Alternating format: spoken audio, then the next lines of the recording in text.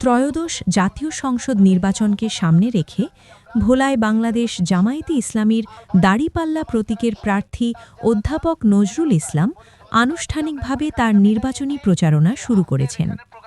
দলীয় নেতাকর্মীদের সঙ্গে নিয়ে গণসংযোগ ও পথসভা কর্মসূচির মধ্য দিয়ে এই প্রচারণার সূচনা করা হয়।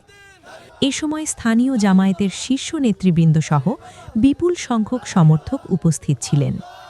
প্রচারণা শুরুর সময় অধ্যাপক নজরুল ইসলাম বলেন, ভোলার মানুষের ন্যায্য অধিকার আদায়, সুশাসন প্রতিষ্ঠা এবং দুর্নীতিমুক্ত সমাজ গঠনের লক্ষ্যে আমি নির্বাচনে অংশ নিয়েছি।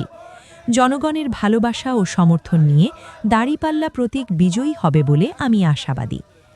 তিনি আরও বলেন, নির্বাচনী আচরণবিধি মেনে শান্তিপূর্ণ পরিবেশে প্রচারণা চালিয়ে যাওয়া হবে এবং সাধারণ মানুষের দোরগোড়ায় গিয়ে তাদের সমস্যা ও প্রত্যাশার কথা শোনা হবে।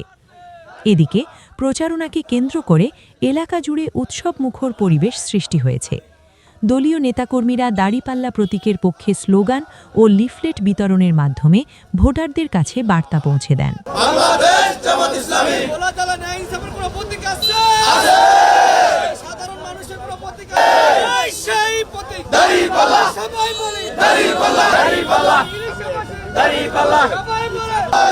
ইনশাআল্লাহ জিতে যাবে।